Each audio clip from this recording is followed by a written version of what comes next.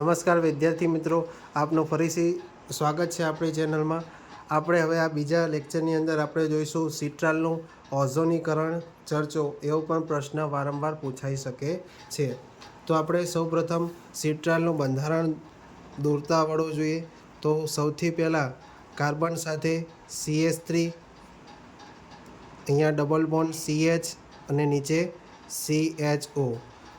બાજુમાં આપણે જોઈશું તો CH2, CH2, CH double bond C અને નીચે CH3. તો આ તો શું થયું? સિટ્રાલ. એનું આપણે ઓઝોનીકરણ કરીએ છીએ તો અહીંયા ટોટલ 2O3. ઓઝોનીકરણની પ્રક્રિયામાં O3 આપણે કેટલા ગણા મોલ લઈશું? 2 મોલ આપણે લઈશું.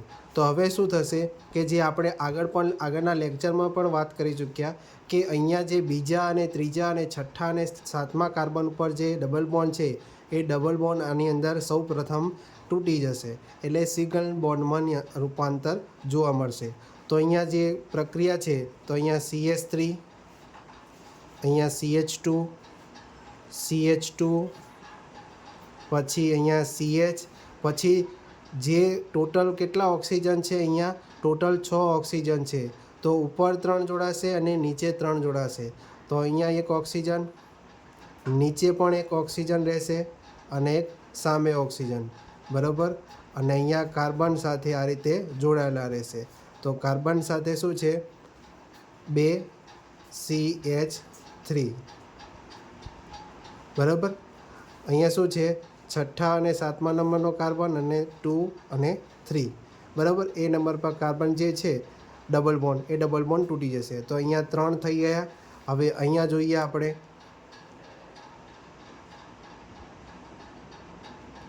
ઓક્સિજન, અહીંયા પણ ઓક્સિજન, બરાબર. અહીંયા પણ ઓક્સિજન. અહીંયા શું હશે? CH, CHO, બરાબર.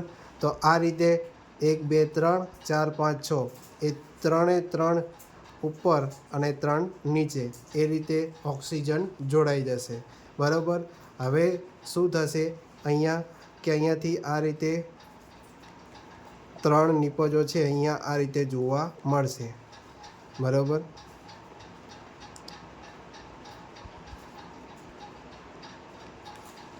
તો સૌથી પહેલાં આપણે એનું જળ વિભાજન કરીએ છીએ. તો જળ વિભાજન દરમિયાન આપણે શું થશે? તો સૌથી પહેલાં તો અહીંયા CO CH3 મળશે,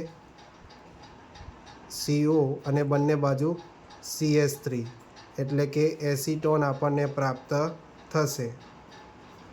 ત્યારબાદ બીજી જોઈએ કે C ઉપર CH3 છે, કાર્બન ઉપર CH3. હવે અહીંયાથી આ બંધ તૂટે, બરાબર. તો એ ડબલ બોન્ડની અંદર રૂપાંતર થશે, બરાબર. પછી અહીંયા CH2, CH2 અને નીચે શું છે? CHO, બરાબર. એટલે કે આલ્ડીહાઇડ નીચે મળે છે. આગળ તમે જોયું હશે કે ઓક્સિડેશન પ્રક્રિયામાં શું જોવા મળે કે અહીંયા કાર્બોક્સિલિક ગ્રુપ જોવા મળતું હતું, બરાબર. તો અહીંયા શું છે? અહીંયા આલ્ડીહાઇડ ગ્રુપ જોવા મળે છે. તો અહીંયા આપણે એનું નામ બદલી જશે, લેવ્યુલાલ્ડીહાઇડ, એ એનું નામ થશે.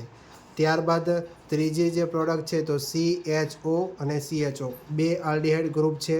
તો CHO, CHO એને આપણે ગ્લાયોક્ઝાલ તરીકે આપણે ઓળખીએ છીએ. તો આ 3 નિપજો છે એ ઓઝોનીકરણ દ્વારા આપણને પ્રાપ્ત થશે, બરાબર. તો આ રીતે આપણે સિટ્રાલનું ઓઝોનીકરણ આપણે કરી શકીએ છીએ, બરાબર. અહીંયા જે આપણે પરીક્ષા માટે જે પણ IMP પ્રશ્નો છે એ આપણે ચલાવી રહ્યા છે.